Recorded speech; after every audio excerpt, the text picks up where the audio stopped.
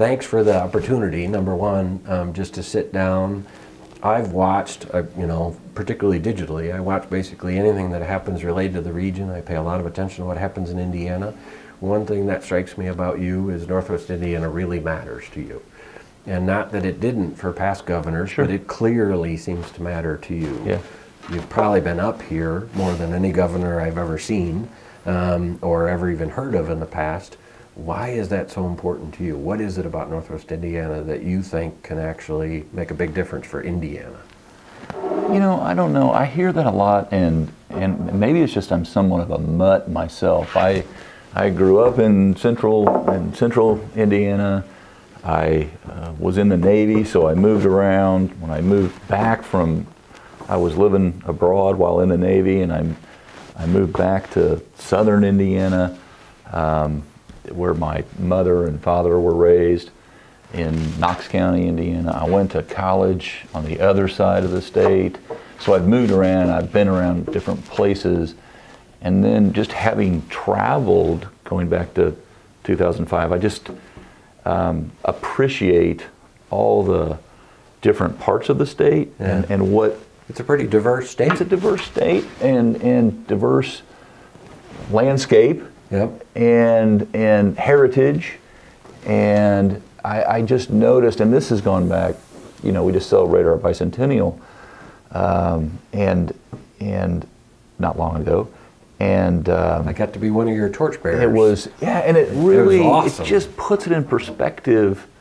We are one state, and we're a big state. We border others for sure, but each region is an engine, not just to our economy, but really is kind of the definition of who we are as Hoosiers. And we're not all the same, and that's the beauty of it all. And so I'm drawn to this region, and I'm drawn to Jeffersonville as well, and or Madison, or Roanoke, or, you know, you just name it. But I was just eager to really kind of dig in and try to make this connection with the capital city and the region, Northwest Indiana, and this is my job. Yeah. And so if I can, I just look out and I see all the leadership that's out there, and I see all these stars, and they seem to be aligning when we have a common, not just purpose, but this common cause that says, what are we doing to help people? Yeah. And if that's, you That's said probably earlier, more in alignment here in the region than it's been in a heck of a long time. No, I've been here 10, it's- 11 years. It's definitely the most that I've seen in that period of time. it's invigorating, and it's fuel, and to me, and I just wake up every day thinking, if someone's in a tough patch right now, or not gaining any traction, why is that? What can we do to help? And when you learn of the stories, the real, you hear the real testimonials about someone's life that has improved, or they have a new outlook, positive outlook on life. They've broken a cycle that they've found themselves in. That just, it just encourages you to do more and get more people to see how that was done. Yeah.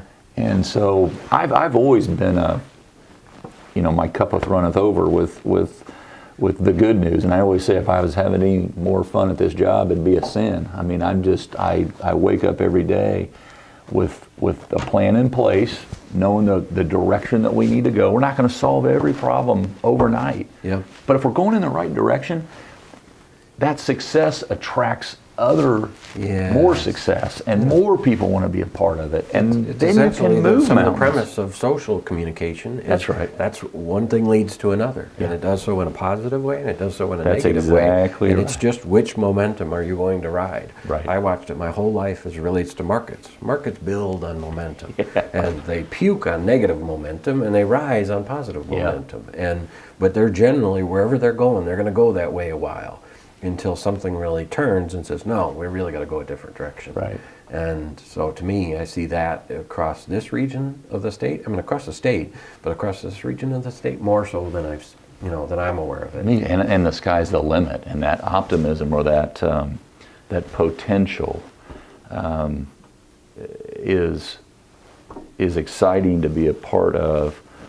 Everyone coming together and saying, you know, we check all these boxes, and to be open enough to say, now what box haven't we checked? Now how do we check that box? Yeah. And not in a excluding way, not in a you're doing it wrong, but in a, hey, have you tried that? Here might be a better way, and here's how it's worked. Yep. And so sometimes having others share the great news or the good news, that's pretty persuasive as well. And so I try to always share the stage, and there's only one thing I have on my desk. I used to be, like I said, in the Navy, and so we don't like to have gear adrift anywhere. So people kind of tease me that my desk is clean, but I'm just obsessed with making sure that we have a great team and making sure if there's something pending, we need to get in action. And so that needs to get to the right person to be handling it. But there is one thing on my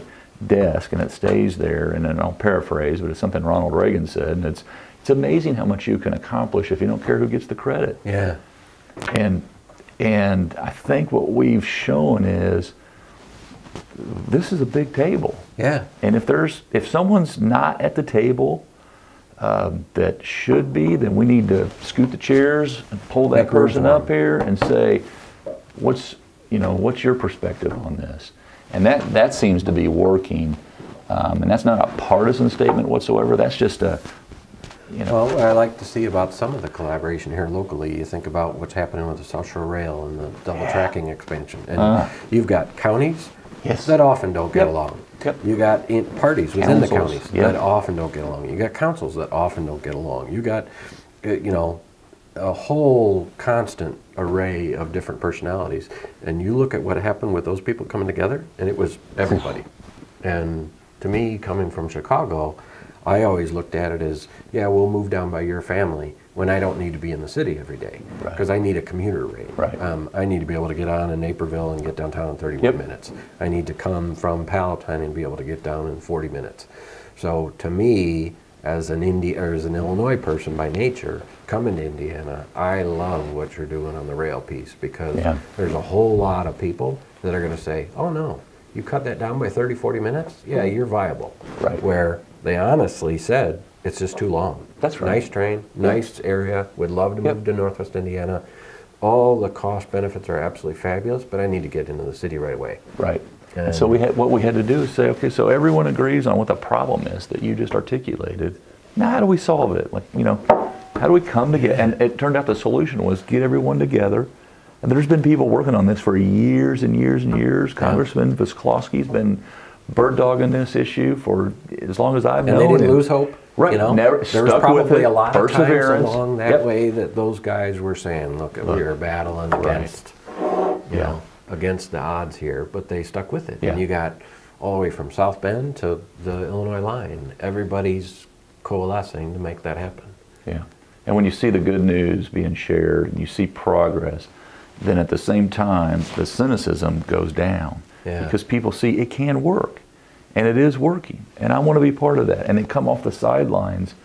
And I get people every day that say, what can I help with? That haven't in a long, long time. And those truly, this all sounds so simple. And it kind of is. You said earlier, I say, I've never done brain surgery. But being governor, you're not a brain surgeon. This is to wake up every day, do the right thing, work harder and smarter, try to involve more people. The sum of the parts is greater than any one individual piece. And so how do you get?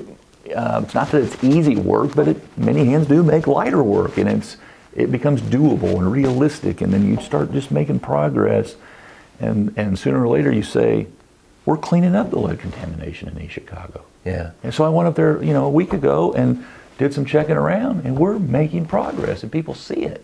So with their own two eyes, they see what didn't happen for 30 years or more. And so... And I look at it coming from the outside, like I watched, I was born in Chicago, but then always lived northwest suburbs, western suburbs, whatever, but always working in the city. And you go along the line and you say Mount Prospect and Arlington Heights and Palatine and Barrington on the northwest line, or you do the same thing on the north line. You do the same thing on the west line going out to, Downers Grove and Naperville and Lombard and all those other areas. You do it on the southwest line. all of those areas are magnets for development. And you see great housing values, and you see plenty of apartments, and you see a ton of stores, loads of restaurants. And where do people build? They build around the train station, because I got to get into the city. Yeah. And to me, this seems like that's a pipe that's been somewhat restrained, and now you're going to take the capacitor off the pipe. I gotta believe Westlake expansion and South Shore double tracking. It's you know, two key pieces that will connect us and give not just more options, but help people realize a quality of life that they not only expect, but I think deserve. I just wanted to be here in Indiana.